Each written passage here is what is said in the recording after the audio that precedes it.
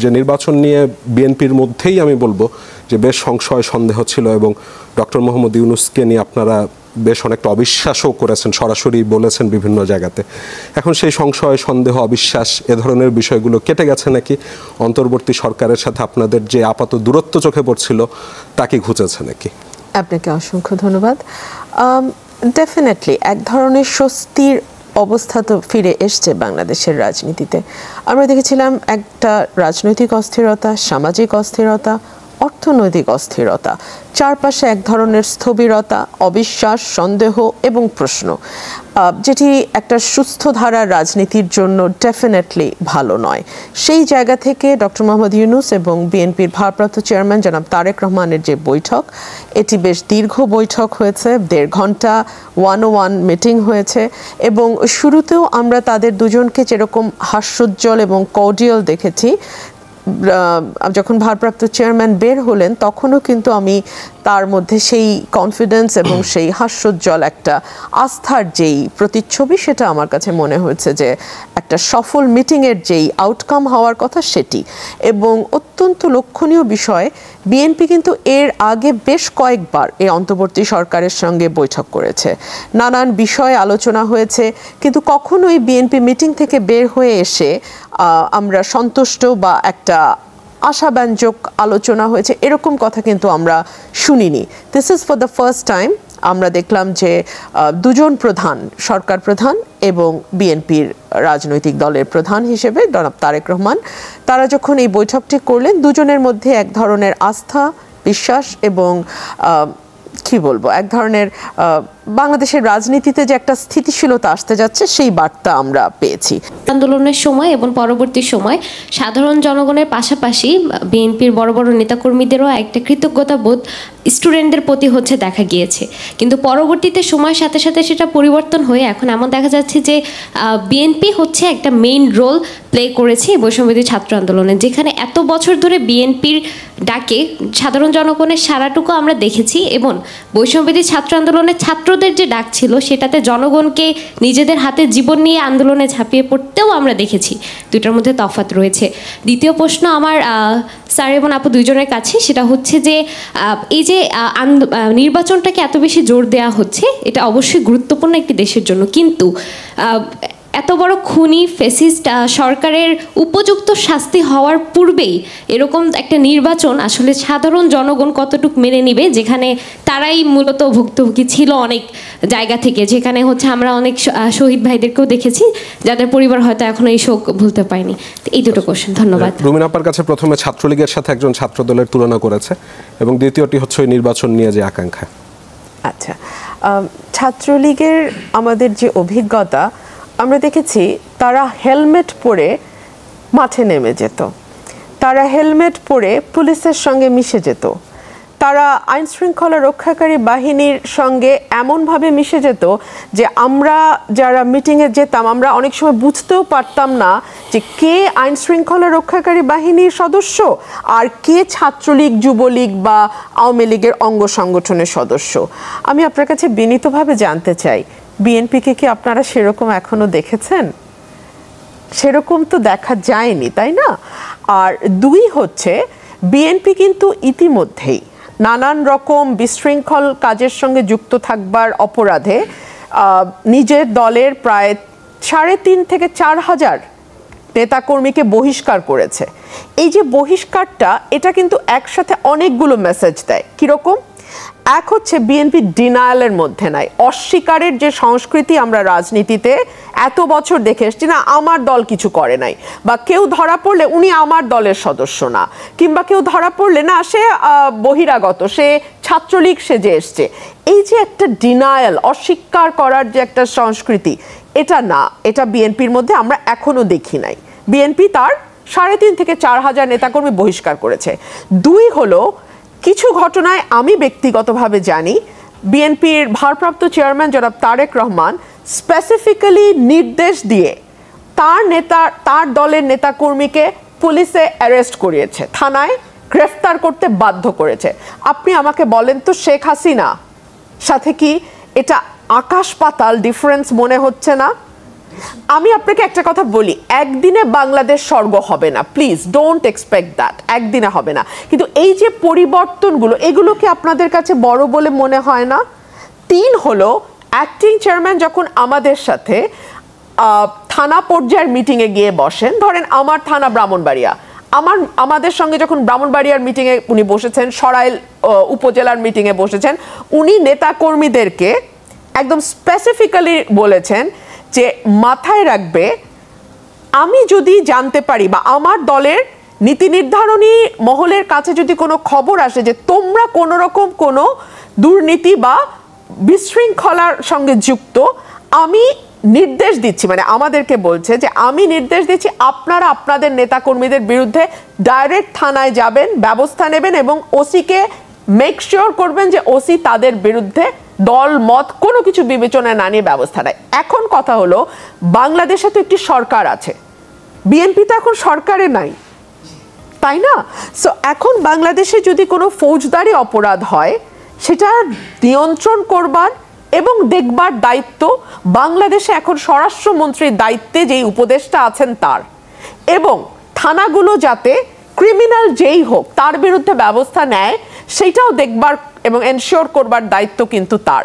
যখন বিএনপি ক্ষমতায় আসবে তখন যদি আপনারা দেখেন যে ফৌজদারি অপরাধ ঘটবার সত্ত্বেও আমরা ব্যবস্থা নিচ্ছি না বা বিএনপি ব্যবস্থা নিচ্ছে না, তখন ডেফিনেটলি আপনারা আমাদেরকে জবাবদিহিতার মধ্যে আনার পূর্ণ অধিকার আপনাদের আছে, কিন্তু এখনো তো আসলে আমরা ক্ষমতায় নাই। আর আপনার যেই প্রশ্নটা আপনি করেছিলেন যে বিএনপি প্রথমে ক্রেডিট দিয়েছিল স্টুডেন্টদেরকে, বাট তারপরে তারা আস্তে আস্তে পুরো ক্রেডিট নিজেরা ক্লেম করে, এবং জাস্ট একটা নির্বাচন সব কিছুর সমাধান হতে পারে না। দেখুন, আমরা যখন গণ অভ্যুত্থানটা হয়, আমি স্টুডেন্ট না, আমি টিচার হওয়ার মতো, কিন্তু আমি কিন্তু স্টুডেন্টদের সঙ্গে মিশে গিয়েছিলাম। এবং আপনারা যদি মনে করে দেখেন, আমি যখন মিশে গেলাম স্টুডেন্টদের সাথে, আমি প্রথমে একটা কথা বলেছি, আমি কোনো দল থেকে আসিনি। কেন বলেছি এই কথাটা? Because I am a known face. আমি যাওয়া মানে বিএনপি যাওয়া। আমি কেন এই কথাটা বলেছি এ কারণেই, যদি আমি বলি আমি বিএনপি থেকে গেছি, সরকার মানে শেখ হাসিনা সরকারের নির্বিচারে এই আন্দোলন দমন করে ফেলার একটা অজুহাত তারা তৈরি করতে পারত, যেটা একটা পলিটিক্যাল মুভমেন্ট, এটা সরকারকে সরানোর মুভমেন্ট, এটা একটা রাজনৈতিক আন্দোলন। সো এটাকে দমন করো, অতীতে 15 বছর যেভাবে দমন করেছে সেইভাবে দমন করতো। সো সেটা যাতে না করে আমাদের ছাত্রদল, আমাদের যুবদল, আমাদের বিএনপির বহু নেতাকর্মী এই আন্দোলনে কিন্তু মিলেমিশে গিয়েছিল। আমি যখন শহীদ মিনারের মানে ইয়েতে দাঁড়ানো লক্ষ লক্ষ জনতা আমার সামনে, আপনাদের মনে থাকার কথা 3 তারিখের কথা আমি বলছি, আমার চারপাশ থেকে আস্তে করে বলছে, আপা আমি কিন্তু ছাত্রদল, আপা আমি কিন্তু ছাত্রদলের অমুক থানার। আমি চুপ, কোনো বলো না এই কথাগুলো, ঠিক আছে? কোনো ব্যানারে যদি তারা আসতো ছাত্রদল, ছাত্র শিবির বা ছাত্র অধিকার, তাদেরকে মাটির সঙ্গে মিশিয়ে দেয়া হতো, এই আন্দোলন সফল হতো না। সো এই আন্দোলনে আমরা পিছনে না থাকলে এই আন্দোলন এত বড় রূপ লাভ করতো না। আবার আমরা আমাদের পরিচয় দিয়ে সামনে আসলে এই আন্দোলনকে একদিনের মধ্যে ক্রাশ করে ফেলা হতো। সো রাজনীতিতে কৌশল খুব গুরুত্বপূর্ণ।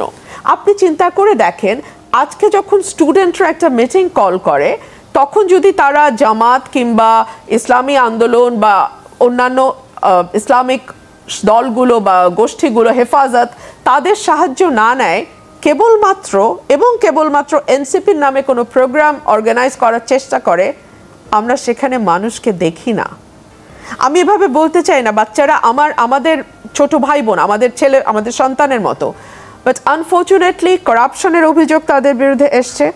শত শত কোটি টাকা যেটা হাসিনার সময় 15 বছরে লেগেছিল, সেটা 15 মাসে হয়েছে, এবং আরও অনেক অভিযোগ এসছে, যেটা একটা রাজনৈতিক দলের সূচনাতেই অনেক বড় ধাক্কা। আশঙ্কা আমারও হয়, মানে ভয়ও হয়, কারণ বিএনপির তো এখন আর কোনো ওইভাবে বিরোধী দলই নেই। আপনাদের যদি আত্মার শুদ্ধি না হয়, তাহলে এই যে গণ অভ্যুত্থানের একটা বিশাল আকাঙ্ক্ষা, সে আকাঙ্ক্ষাকে বিএনপি ধারণ করে, মানে একটা যে মনোজগতে পরিবর্তন এসেছে, বিএনপি কি তা ধারণ করতে পারছে নাকি? দেখুন, এখানে সরকারের যে 850 জন শহীদের তালিকা, সেখানে 450-র কাছাকাছি বিএনপির নেতাকর্মী। আত্মার পরিবর্তনের প্রশ্ন যেটা আপনি তুলছেন, সকলের আত্মা পরিবর্তিত হবে এটা আশা করাটা অমূলক। আমাদের যুগে যুগে ধর্মপ্রচারক যারা এসছেন তারাও তাদের কওমের আত্মা পরিবর্তন করতে পেরে গেছেন? No, not at all. অনেক বড় বড় ঘটনা হয়ে যায়, আত্মার পরিবর্তন নাও হতে পারে। উন্নত বিশ্বেও অপরাধ ঘটে, মানুষ অপরাধ প্রবণ, সে কারণেই পুলিশ প্রশাসন থাকে এবং লয়ের যেই এনফোর্সমেন্ট সেটাকে এনশিওর করার একটা ব্যাপার থাকে, আইনের যথাযথ প্রয়োগ, সেটি নিশ্চিত করা যদি যায়, আত্মার পরিবর্তন জনে জনে ধরে তো আপনি করতে পারবেন না। বিএনপি নির্বাচন নিয়ে যতটা এমফাসিস করছে, অন্য বিষয়গুলো মনে হচ্ছে কেন করছে না, আমি সেই জায়গাতেই আসছি। এই সরকার যদি অসাধারণ একটি সুশাসন দিতে পারত, এই সরকার যদি অসাধারণভাবে বিনিয়োগ এবং অর্থনীতির যে উন্নয়ন যেটাকে বলা হয় সেটা ঘটাতে পারত, এই সরকার যদি অসাধারণভাবে কূটনৈতিক সম্পর্কগুলোকে বহাল রাখতে পারত, অর্থাৎ রাজনৈতিক, কূটনৈতিক, অর্থনৈতিক, সামাজিক এবং আইনশৃঙ্খলা পরিস্থিতি এই জায়গাগুলোতে যদি অসাধারণ পারফরমেন্স থাকতো, তাহলে হয়তো নির্বাচনের জন্য এই অস্থিরতা তৈরি নাও হতে পারত। কিন্তু আপনি কান পাতেন ব্যবসায়ী মহলে, আপনি দেখবেন নির্বাচনের কথা আসছে। আপনি কান পাতেন সাধারণ মানুষের কাছে, আপনি দেখবেন সেই নির্বাচনে, বিকজ তারা একটা স্টেবিলিটি চায়। দেখুন, এখন যারা উপদেষ্টা আছেন বা এখন যারা সরকারের সঙ্গে কাজ করছেন, তারা কিন্তু 5 বছর বা একটা নির্দিষ্ট মেয়াদের পরে মানুষের কাছে তাদের ফিরতে হবে না, জবাব দিতে হবে না। যতক্ষণ পর্যন্ত এই প্রক্রিয়াটায় মানুষ মানে দেশটা না ঢোকে যে যারা ক্ষমতায় আছে, যারা দায়িত্বে আছে, তাদেরকে মানুষের কাছে নির্দিষ্ট মেয়াদের পরে ফিরতে হবে, তার কাজের জবাব দিতে হবে এবং সেই কাজের আমলনামার উপরে ভিত্তি করে নির্ভর করবে পরবর্তীতে সেই মানুষটি ওই দায়িত্বে আরেকবার যেতে পারবে কি পারবে না। এটা যেহেতু অন্তর্বর্তীকালীন সরকার বা ইন্টারিয়াম গভর্নমেন্টের ক্ষেত্রে এই বিষয়গুলো থাকে না, সে কারণেই কিন্তু মানুষের মধ্যে এক ধরনের অস্থিরতা, একটা নির্বাচিত সরকার আসুক। আমি আরো কিছু মেইন যেটা দাবি সেটা হচ্ছে কোনো ব্যক্তি 2 বারের বেশি প্রধানমন্ত্রী হইতে পারবেন। সো এখানে আমার question, BNP as a political party কেন এটা অপোজ করছে? বিকজ আই থিঙ্ক আমরা যেহেতু একটা ডেমোক্রেটিক কান্ট্রি, রেদার আইড সে আমরা প্রপার ডেমোক্রেটিক কান্ট্রি না, একটা under developing country Democratic country হিসেবে। সো আমার মনে হয়, আমি আপনাকে কোয়েশ্চেন করব, আপনি অ্যান্সারটা দিবেন অ্যাপলিটিক্যাল হিসেবে। জাস্ট কনসিডার ইউরসেলফ, আপনি হচ্ছে কোনো পলিটিক্যাল দলের লিডার না, you are a mass people. So এইভাবে অ্যান্সারটা দিবেন যে আমরা যদি এই দাবিটা মেনে নেই কোনো ব্যক্তি 2 বারের বেশি প্রধানমন্ত্রী হইতে পারবেন না, এইটাতে কি আমাদের যে কান্ট্রি ডেমোক্রেটিক কান্ট্রি ফাংশনটাকে একটু বেটার হতো না? আচ্ছা, বুঝেছি। তারেক রহমানের বিষয়ে প্রশ্ন আছে, 2 বারের বেশি। আপনাদের তো 5 নম্বর যে দফাটা ছিল সেখানে তো আপনারা বলেছিলেন এবং কোথাও শর্ত আমি দেখিনি যে 2 বারের বেশি হতে পারবে না, হঠাৎ আবার চেঞ্জ করে ফেলছেন। আচ্ছা, আমি মাঝখানে যিনি প্রশ্ন করেছেন, আমি জানি না আপনি কি আমার উত্তর বোধহয় খুব মনোযোগ দিয়ে শোনেননি বা বুঝতে পারেননি কিনা আমি জানি না। আমি একবারও বলিনি জনাব তারেক রহমান বাংলাদেশে আসতে ভয় পাচ্ছেন। আমি একবারও বলিনি যে বিএনপি ছাত্রদল কিছুই করছে না। আমি কি একবার ওই কথা দুটোর একটাও বলেছি? আমি বলেছি জনাব তারেক রহমানের নিরাপত্তা দেওয়ার দায়িত্ব সরকারের। ডেফিনেটলি উনি সেই নিরাপত্তার ব্যাপারে গ্রিন সিগন্যাল পাচ্ছেন না, দ্যাট ডাজন্ট মিন উনি ভয় পাচ্ছেন। আপনি পুরো বিষয়টাকে বুঝতে পারেননি সম্ভবত আমি কি বলেছি। আমি ওই বাড়িতে গেলে আমার অ্যাসিসিনেটেড হওয়ার সম্ভাবনা আছে এবং ওই বাড়িতে যারা এখন নিরাপত্তার দায়িত্বে আছে তারা আমাকে অ্যাসিসিনেশনের হাত থেকে রক্ষা করতে পারবে না। ওই বাড়িতে যাওয়াটা কি আমার সাহস না বোকামি? সেকেন্ড, যেটা আপনি বললেন যে বিএনপির ছাত্রদল বা যুবদল তারা নানান রকম অপকর্ম বা বিশৃঙ্খলার সঙ্গে যুক্ত, আমি তো স্বীকার করেছি, আমি তো বলিনি। এবং এটা দিয়েই আমি বলছি যে এই যে আমরা স্বীকার করছি, বহিষ্কার করছি, দ্যাট মিনস আমরা ডিনায়ালের মধ্যে নাই, অস্বীকারের সংস্কৃতির মধ্যে নাই, যেটা আমরা 17 বছর দেখেছি। এক ব্যক্তি 2 বার প্রধানমন্ত্রী হওয়ার ব্যাপারে, সংক্ষেপে, এক ব্যক্তি 2 বার প্রধানমন্ত্রী হওয়ার ব্যাপারে আমাদের যে প্রস্তাব সেটা হচ্ছে পরপর 2 বারের বেশি। আমি কিন্তু বলেছি আপনি হচ্ছে অ্যাপলিটিক্যাল পয়েন্ট অফ ভিউ থেকে অ্যানসার দিবেন। আমি তো কনসিডার ইয়োরসেলফ না, পরপর 2 বার সাধারণ নাগরিক, আপনার কি মনে হয়? মানে ভ্লাদিমির পুতিনের তো উদাহরণ আছেই আমাদের সামনে, 25 বছর 2 বার থাকার ছিল না, পরে 25 বছর থেকে গেছে।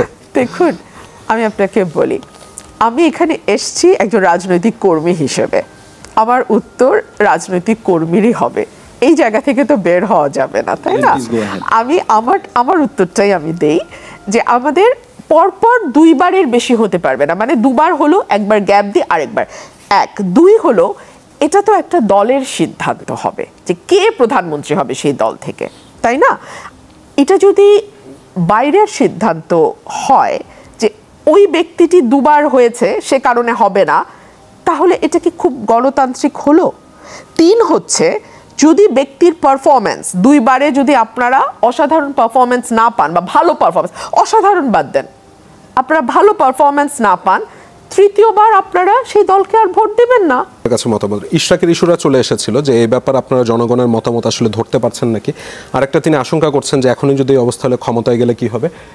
জনাব আলতাফ পারভেজ কিছু আশঙ্কার কথা বলছিলেন, এটা নিয়ে আপনি আমি পারভেজ ভাইয়ের কথা খুব মনোযোগ দিয়ে শুনেছি এবং আমার খুব ভালো লেগেছে যে ভাই আজকে যে আশঙ্কার কথা বললেন, আমাদের গত মিটিংয়ে কিন্তু আমাদের ভারপ্রাপ্ত চেয়ারম্যান এক্স্যাক্টলি এই কথাটা বলেছেন যে এখন আমাদের মাঠে যে ওভারওয়েলমিং জনপ্রিয়তা এবং আমাদের নির্বাচনে জিতে আসবার এবং ব্রুট মেজরিটি পাবার যেই সম্ভাবনা দেখা দিয়েছে, সেটাকে যদি আমরা পজিটিভলি কাজে লাগাতে না পারি, এটা কিন্তু আমাদেরকে ব্যাকফায়ার করবে।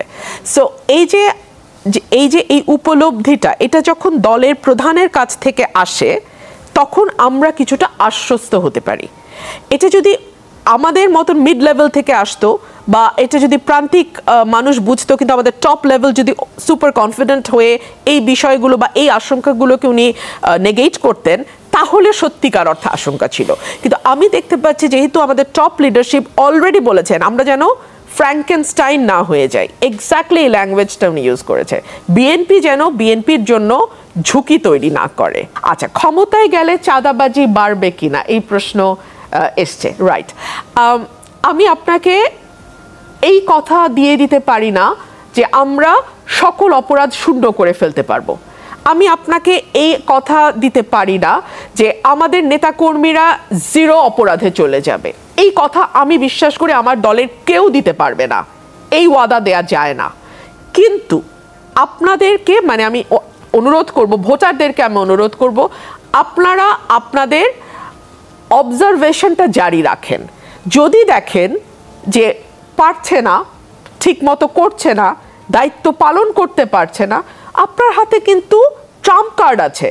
আপনি 5 বছর পর চাইলে সেই কার্ড দিয়ে পরিবর্তন করে ফেলতে পারেন সরকার। আমাদেরকে যেটা লক্ষ্য রাখতে হবে সেটা হচ্ছে নির্বাচন যেন বাংলাদেশে আর ম্যানিপুলেটেড না হয়, নির্বাচন যেন আর কারচুপির নির্বাচন না হয়। নির্বাচন ব্যবস্থা যদি আমরা মোটা দাগে সহি করতে পারি, আপনি বিশ্বাস করেন বাংলাদেশের কোনো রাজনৈতিক দলের আওয়ামী লীগ হওয়ার কোনো সুযোগ নাই। ইশরাকের ইস্যুটা নিয়ে প্রশ্ন এসছে। দেখুন, ইশরাকের ব্যাপারটা তো সুপ্রিম কোর্ট থেকে নির্ধারণ করা হয়ে গেছে। সুপ্রিম কোর্ট বলেছে যে এটা নির্বাচন কমিশনের দায়িত্ব, নির্বাচন কমিশন গ্যাজেট প্রকাশ করেছে। এরপরে শপথ পড়ানোর দায়িত্বটা হচ্ছে স্থানীয় সরকারের, অর্থাৎ সরকারের দায়িত্ব। সরকার কেন মানে যেটাকে বলে কন্টেম্পট অফ কোর্ট করে, আদালত অবমাননা করে, আদালতের নির্দেশ না মেনে কেন তাকে শপথ পড়াচ্ছে না? কাহিনীটা কি? মানে কাহিনীটাও তো মানুষ জানতে চায়, কেন পড়াচ্ছে না, কি কারণে পড়াচ্ছে না। এটা কিন্তু আমারও প্রশ্ন একজন আইনজীবী হিসেবে, কারণ আমি আদালতের সঙ্গে যুক্ত। আদালতের যে কোনো নির্দেশ আমার ভালো লাগতে পারে, নাও লাগতে পারে। আদালতের নির্দেশ আমার পক্ষে যেতে পারে, আমার বিপক্ষেও যেতে পারে, কিন্তু এটা আমার মানতে হবে, মানতে হয়, তাই না? আমাদের ভালো লাগেনি তত্ত্বাবধায়ক সরকার বাতিলের রায়, এটা একটা পলিটিক্যাল রায় ছিল, কিন্তু সেটা যেহেতু আদালত থেকে এসছে, ওটা মানা হয়েছে, ওটা আমাদের মানতে হয়েছে। সো একইভাবে আমি বলবো যে ইশরাকের ব্যাপারে আদালত নির্দেশনা দিয়েছে, সেই অনুযায়ী গ্যাজেট হয়েছে, তাকে কেন শপথ পড়ানো হয়নি এই প্রশ্নটা সবার। তবে আজকে আমি দেখছিলাম আমাদের দলের স্ট্যান্ডিং কমিটির যে মিটিং হয়েছে, সেখানে বলা হয়েছে ঠিক আছে, ইস্যুটা নিয়ে আপাতত আর আমরা প্রসিড করব না। আচ্ছা, ফাইন। আচ্ছা, আমি আবার একটু প্রশ্ন নিয়ে আসবো ওখান থেকে। আচ্ছা, আপনি করুন। আপনি যে ইস্যু নিয়ে বললেন সেটা হচ্ছে আমি যেটা জানি যে 2020 সালে উনি হচ্ছে নির্বাচনের এগেনস্টে হচ্ছে একটা মামলা করেছিলেন যে উনি আবার পুনর্নির্বাচন চান। তো সেই ক্ষেত্রে তো উনি তখন মনোনীত হননি। তো এখন যেই ইসি যেই হচ্ছে গ্যাজেটটা পাস করেছেন যে হচ্ছে তাকে মেয়র নির্বাচন করেছেন, এখন সেটা আসলে কতটুকু যৌক্তিক? কারণ উনি তো আসলে মেয়র হওয়ার জন্য কোনো ধরনের মামলা করেননি। উনি ঘোষণামূলক মামলায় ওনার প্রেয়ার চেঞ্জ করেছেন, উনি ডিক্লারেশনের স্যুট করেছেন পরবর্তীতে আর কি, ওনার প্রেয়ারটা উনি চেঞ্জ করেছেন। এখন উনি প্রেয়ার চেঞ্জ করলে সেটা না আমলযোগ্য কি আমলযোগ্য না এটা দেখবার জন্য তো উচ্চ আদালত আছে, তাই না? আমাদের সর্বোচ্চ আদালত headed by our chief justice, সেই আদালত তো বলে দিচ্ছে এটা নির্বাচন কমিশন দেখবে। আমি 70 অনুচ্ছেদটা নিয়ে একটু আলতাফ ভাইয়ের সাথে বলি যে 70 অনুচ্ছেদ পরিবর্তনের কথা কিন্তু বিএনপি তার ভিশন 2030-তে বলেছে, 4টি ক্ষেত্র বাদ দিয়ে। একটা হচ্ছে অর্থ বিল, যেটা ডেফিনেটলি অর্থ বিল যদি পাস না হতে পারে তাহলে তো ডেডলক অবস্থা, মানে বাজেট যেটা অর্থ বিল। 2 হচ্ছে জননিরাপত্তা, 3 হচ্ছে অনাস্থা, সরকারের প্রতি অনাস্থা, এবং 4 হচ্ছে খুব সম্ভবত 4টা আমার এই মুহূর্তে মনে নাই, বাট এই 3টাই মোটা দাগে। 31 দফা আরও সংযোজন আসতে পারে কিনা, ডেফিনেটলি আসতে পারে। আমাদের ভারপ্রাপ্ত চেয়ারম্যান অলরেডি বলেছেন যে 31 দফাই আমাদের ফুল স্টপ না, আপনারা যদি আরও কোনো বেটার অল্টারনেটিভ বেটার সলিউশন আনতে পারেন, we will definitely incorporate that.